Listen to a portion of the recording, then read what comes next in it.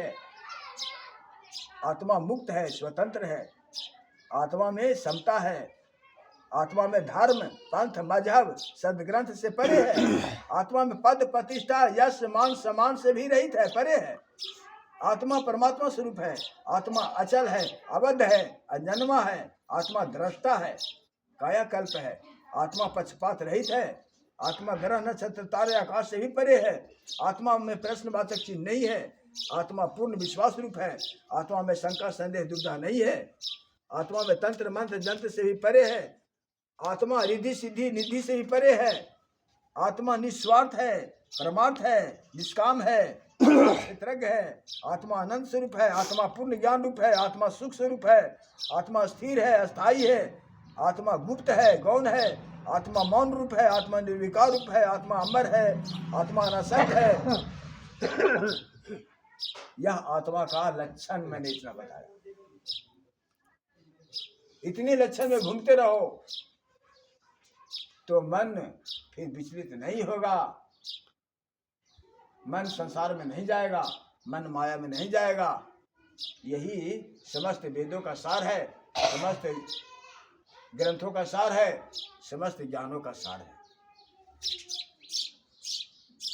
इसलिए आज गीता समझाते समझाते आत्मा पर पूर्ण विश्वास के साथ यह हमें अनुभव होता है कि आत्मा में रमन करने वाले, आत्मा में रमन करने वाले, आत्मा में विहार करने वाले ये अमर होते हैं। और मृत्यु पर विजय प्राप्त करना आत्मा में प्रवेश करने से ही होगा, आत्मा को जानने से ही होगा।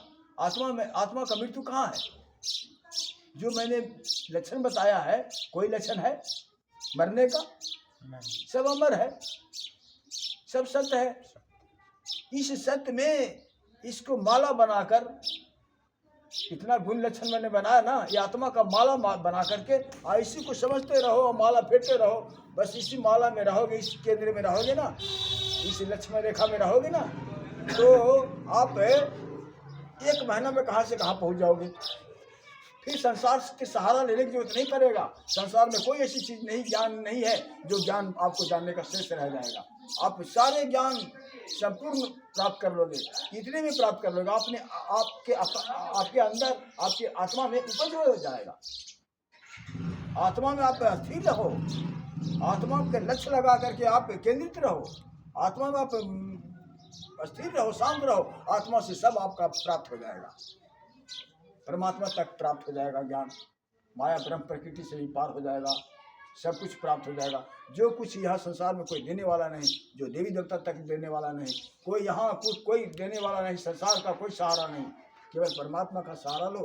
एक परमात्मा है, एक परमात्मा ही सारे ब्रह्मांड को बनाने वाले, सारे जीवों को रचना करने वाले, संचार करने वाले, विनाश करने वाले। बोलो कितने जीव होगा ये पृथ्वी पर? तो इतने जीव है, 84 लाख कोई नहीं जीव है। अब पता नहीं इतने ब्रह्मांड में कितना जीव होगा, है ना। सारे पृथ्वी से चारों क्षेत्रफल में जल ही जल है। अटलांटिक महासागर, तो प्रशांत महासागर, तो हिंद महासागर, तो कौन महासागर के अंदर अंदर जितने भी जलीय जीव होगा, ऐसे इसलिए सब पर परमात्मा को तो ध्यान होगा। जितने मक्खी मच्छर, जितने भी जीव हैं, पंछी जानवर, सब पर तो परमात्मा का ध्यान होगा। परमात्मा को बनाया हुआ है तो परमात्मा का ध्यान सब जगह है, सब पर है। उसी प्रकार से अपने आत्मा में जो ऋषि महर्षि जो लीन हो जाते हैं, ब्रह्मलीन हो जाते हैं ना, वो परमात्मा के भांति ही सभी जीवों को देखते हैं।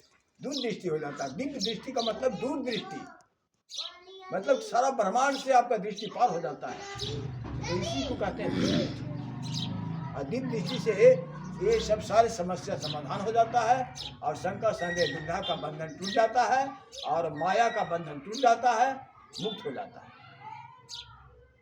इसीलिए मुक्ति का, मुमुक्षु के लिए मुक्ति का मार्ग बस यही है, अपने आत्मा को जानो। आत्मा मुक्त है, आत्मा में रमन करो, आत्मा में विहार करो, आत्मा में भ्रमण करो, आत्मा में मस्त रहो, आत्मा में मग्न रहो।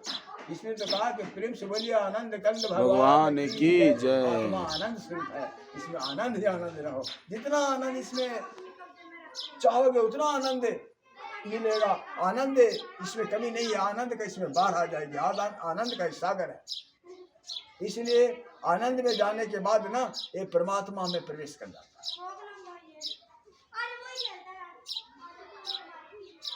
तो आज गीता का प्रसंग ये चल रहा है और यही समझाया जा रहा है यहाँ गीता का